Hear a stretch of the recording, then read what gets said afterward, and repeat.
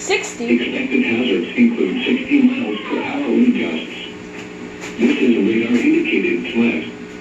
The following impacts are expected. Expect damage to roofs, siding. What'd she say? This severe thunderstorm will remain over mainly rural areas of southeastern Howard and central Hooper counties, including the following locations: Franklin and Woolridge.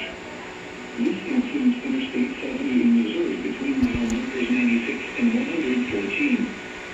For your protection, move to an interior room on the lowest floor of a building. Repeating, a severe thunderstorm warning has been issued until 11 p.m. for the following counties What'd she say? in Missouri.